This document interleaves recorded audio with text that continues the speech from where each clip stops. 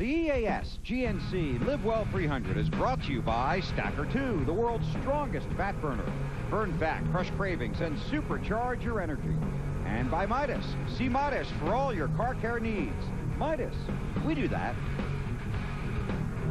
After a 2-hour delay for rain, the NASCAR Busch Series season opener is underway at Daytona International Speedway. In fact, we're coming up on halfway now, and Jimmy Spencer, one of 5 drivers who've led the event.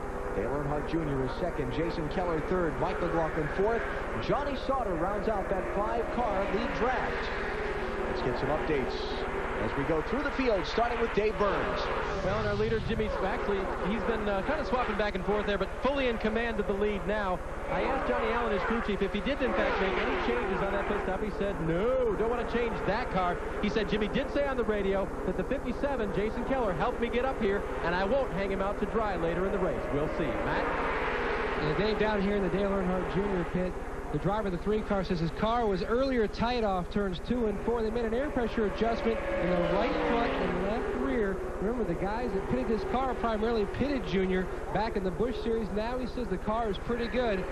An update also on the 57 of Jason Keller. He runs a lot better behind any car that is not a Ford. That's why he's tucked up under the 3 of Dale Earnhardt Jr. His car was loose on entry, tied off.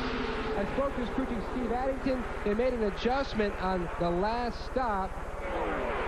The next stop, they're talking about using a spring rubber and making a wedge adjustment. To Marty. Mike McLaughlin having a fairly nice run, Matt. He's up in the 4th position. Remember, he won the last NASCAR Busch Series race at a restrictor plate racetrack at Talladega. He has Joe Gibbs engines this year. Last year they did not, so he has Joe Gibbs power underneath him. A little tight off, too, for Mike McLaughlin right now. Johnny Sauter right behind him having a very good run.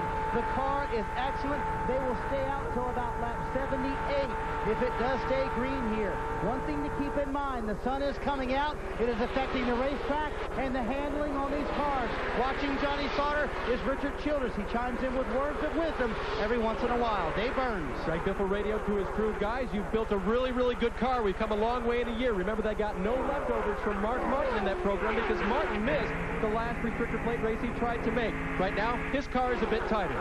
Marty, let's go back up to Allen. Mike McLaughlin has just bounced off the outside wall. No caution yet. Oh, there's got to be caution. It looks like there's a lot of debris back there. All right, guys. No caution yet. 4th place car. That's where McLaughlin was running at the time, and I believe the 2 of Johnny Sauter got a piece of that also. As a matter of fact, Sauter is very slow off turn 4. Caution is going to come out now. Second gear, 4200. I never see where Sauter has... Oh, and the 25 car, Hamilton. The right rear tire is blown. Oh, he just missed that wall, but look at the damage to the quarter panel that right rear tire is done.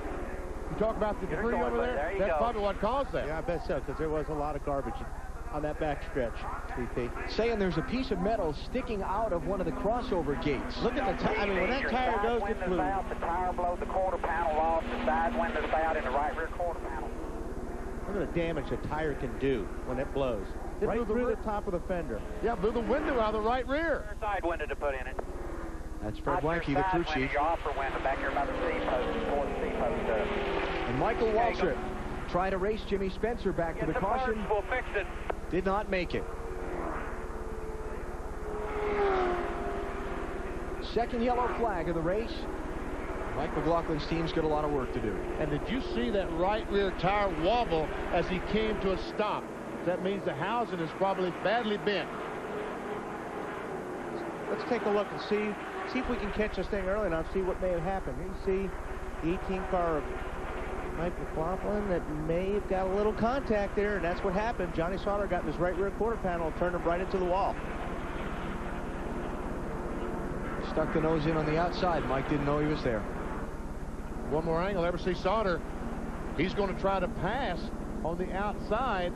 Mike McLaughlin, the 18, did not know he was there. They made contact, and so we can eliminate those 2 cars. McLaughlin has just had terrible Daytona luck during his career. And there's more. Nice job by Michael Waltrip to miss the rebounding car. Never see the Rick. on board with Sauter. Listen. You know, that's a tough one to call. He could have been hearing clear code clear. That's a long way for a spotter to call it. But how about it, Marty? Johnny Sauter on pit road, Wally. As you can see, they only got right side tires on. The damage is more significant on the right front than it is the left front, although there's damage in both places. Richard Childress has been on the radio trying to calm his young driver down just to make sure that he's okay. Johnny barking on the radio right now, let's go, let's go, let's go. And they do pull off pit road as the rest of the guys will now come down pit road. To Dave Burns. Leader Jimmy Spencer skids to a stop past the line at the end of his pit box. They have to push him backwards. This is going to cost time. 4 tires, no changes, removal of a windscreen to make it clear for Jimmy to see. Matt.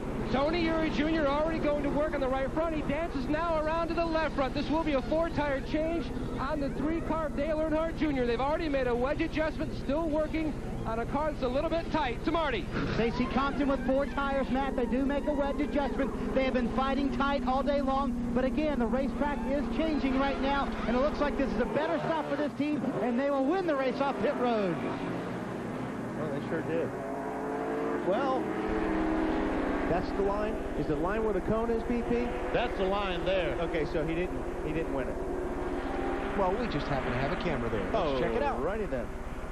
It's the first line, by the way. It is the first line. I was wrong. Okay. He does win the race. Advantage of pit stall number 1. Yep, definitely.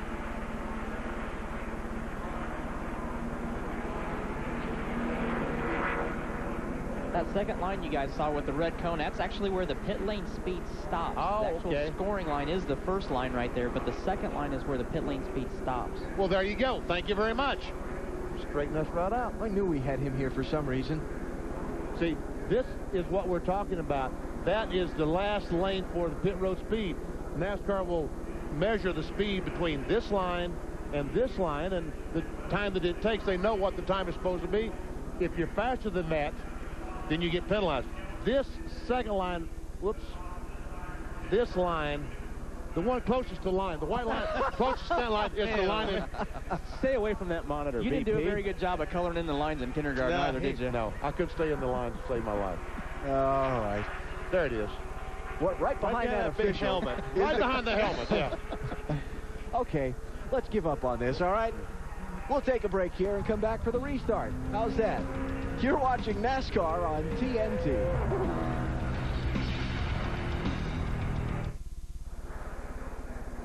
Back at Daytona, still under caution in the EAS GNC Live Well 300. Exchange of leaders on the pit stops. Dale Earnhardt Jr. gets out, putting Jimmy Spencer back to third. Greg Biffle is between them.